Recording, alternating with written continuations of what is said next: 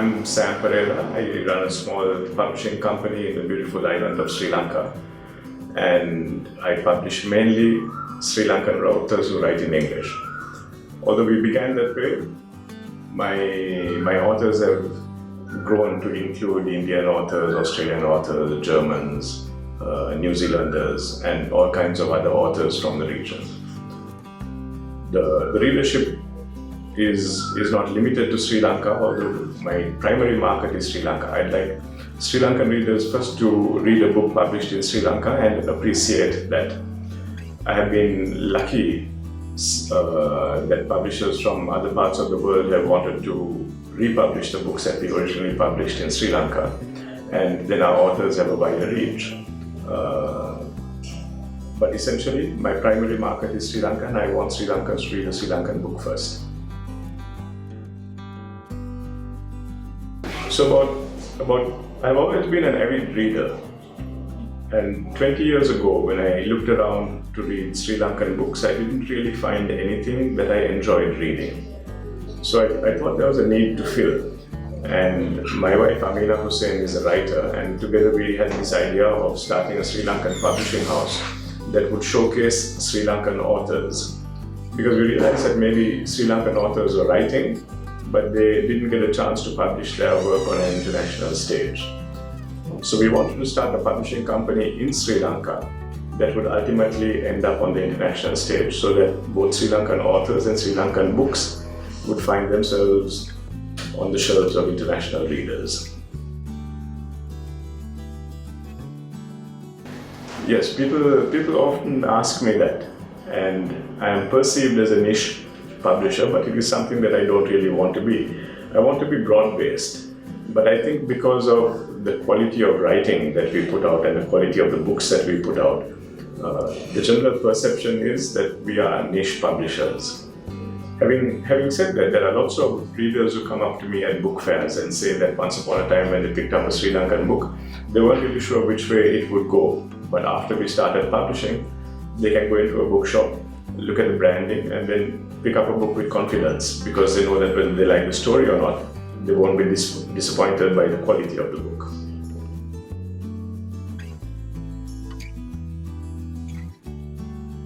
Yes, now I often think it's madness to publish in English for a market that reads primarily in Sinhala, and maybe there are a few more readers in Tamil language as well than there are in the English language.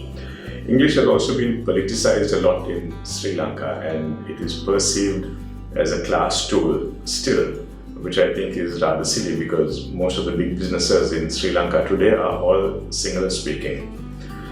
Having said that, there's a resurgence among people wanting to learn English, because if you want to expand your markets to reach an international audience, you need to learn English.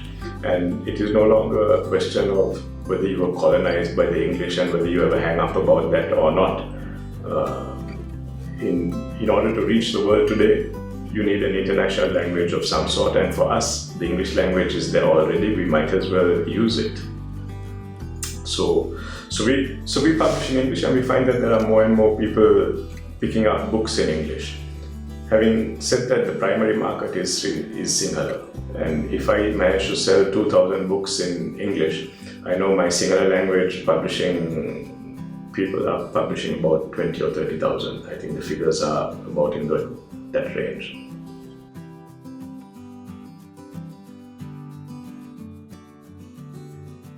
Oh my goodness, it's very difficult.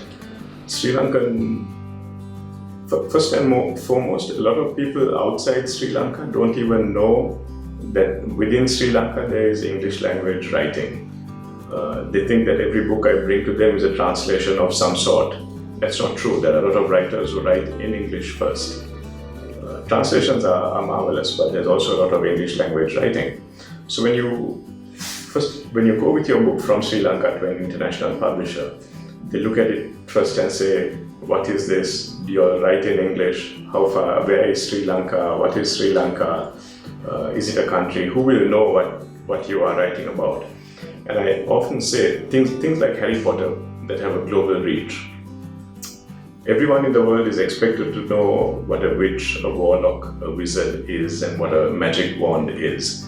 But if I go with a book that talks about our local yakas, bhutayas, bhairavayas, they'll say, Sam, what is this? No one will understand this. Why are you trying to sell us this book?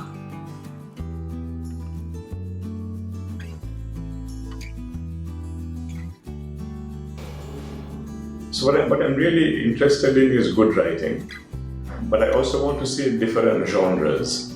Crime fiction is not something that is seen in Sri Lanka at all, whether it is in English or in Sinhala, or at least I haven't come across any Sinhala language crime writing. There was a big wave of crime writing that happened in Sweden, and it's a massively popular genre because people seem to follow that avidly. And then Irish writers also picked that up. But so far in Sri Lanka, nobody is doing any credible crime writing.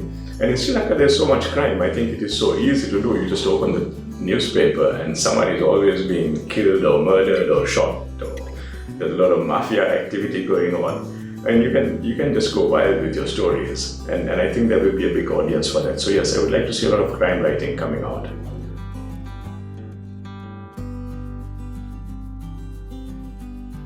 So I'm largely a paper publisher. I was a paper publisher for a long time until I got into ebooks. And then I started converting all my backlist into ebooks as well. And I think it's fabulous because as a paper publisher, you always go into your warehouse, you look at all the books that are not sold and think, my goodness, what am I going to do with this? Do I have to discount it to sell it or whatever? You know, as soon as a book is published, you do a lot of sales. And that is happy, you recover your money, this, that. And there are always some books that are left over that you're stuck with. In digital publishing, that doesn't happen. The cost is relatively low to publish and to put it out there. You can reduce the sales cost to almost nothing. There is no aging of the book. The papers don't get old. It doesn't get yellow. You don't have to worry about selling it. You don't need to worry about warehousing. You don't need to worry about anything. So I think really, ebooks are a publisher's dream. With relatively low cost, you can get your books out there, reach a wide audience. There's no postage. I can publish in Sri Lanka, I can sell it to Australia, the UK, America simultaneously. Someone can just download it in a second. So yes, I love that, and I hope that technology keeps increasing and improving. I'm a publisher who is very open. To get to me with your manuscript, you don't have to go through staff or managers or whatever. You can send me an email directly, and I will always look at your manuscript and assess it for first the Sri Lankan market and then to see whether I can take it further. But first, I'd like you to have a well-written manuscript, whatever it is, and then don't just write a book and say, okay, I've written a book, I'll call Sam or send him an email and see whether I can get my book published. Show it around to other people, get it edited professionally, show it to more people, work on it until it is the best book that you think you can do. Because ultimately you want people to read it, and people will read it. You're not giving it away for free, you're going to sell this book. And unless you're offering them a good product, it is not fair to ask people to spend money on whatever it is that you have produced. So do the best book that you can, and then together we'll work on putting it out and making it a bestseller.